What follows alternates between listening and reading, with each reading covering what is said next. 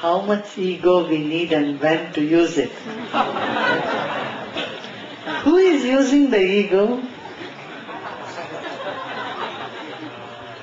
How much we need the ego. We need the ego when we get depressed. To come out of your depression, you need your ego. The ego says, come on, what is this? Nothing can touch me. And when you think you are failing, then you need your ego. But when you think you have succeeded, then ego becomes dangerous. In your success, drop your ego. In your failure, hold on to the ego. Again,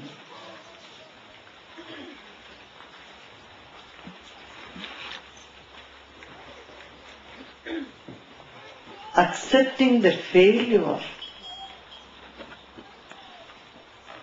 There are two options for you. One is the higher self, the divine or higher self, surrendering to the divine.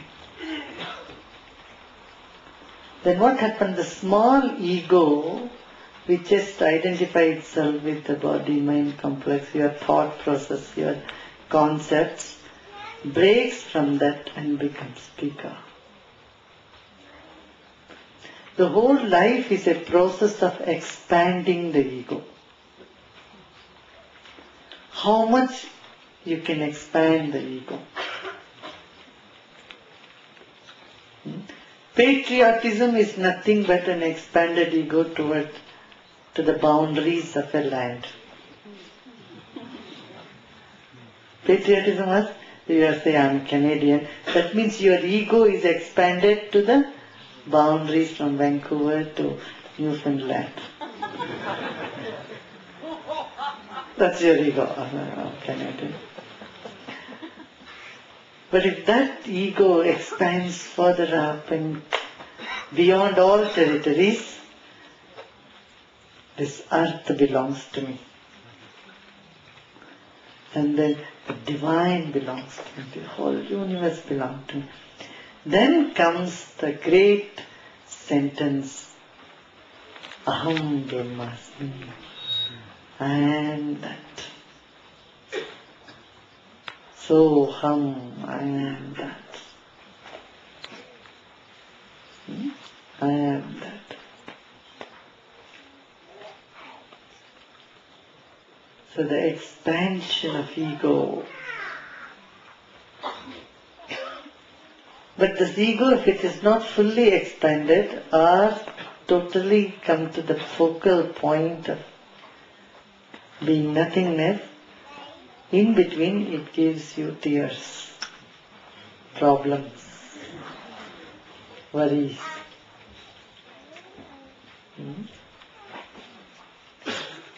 To do work, to face challenges, to take on new things, pump the ego.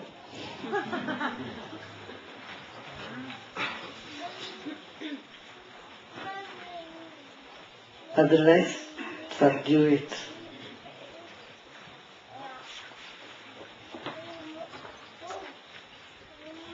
It's very subtle.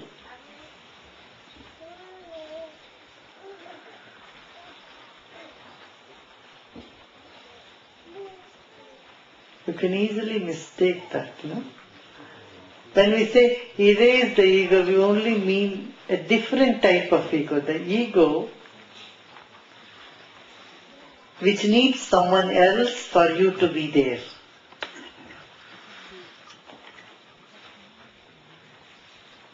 That ego is not necessary at all. Once you know it is there, it's not necessary. But till you know it is there, a long time has passed by. Till that time it was necessary.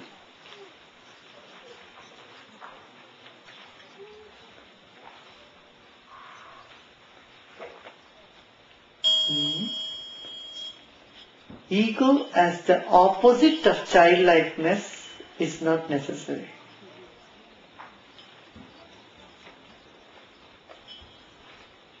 Ego as a stiffness in you is not necessary.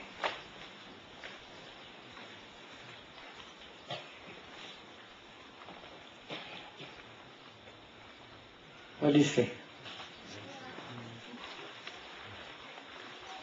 So ego has its place.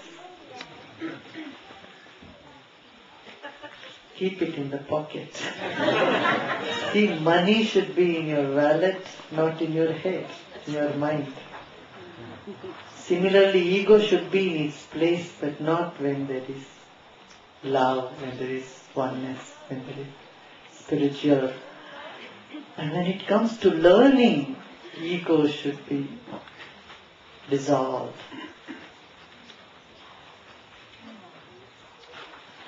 Where ego should be there? When there is a place to fight. There ego is essential. Where there is a challenge, where there is a creativity, ego is essential. But when there is a place to celebrate, no ego. Where there is a place to learn, no ego. Where a place to learn and accept your mistakes, no ego. And when there is love and togetherness, no ego should be. There you be like a child. Free. Because if you have ego, want to learn, you can never do it, because you'll always take a position and block it, and you will not be able to see. In your perception and in your expression, no ego should come. And when you want to make friends, ego will be a hindrance. When you want to make friends, ego is hindrance. When you have to oppose the enemy, ego is a great friend. When you want to negotiate and do a business deal, ego will help. So, place everything where it belongs to. Isn't it? What do you say?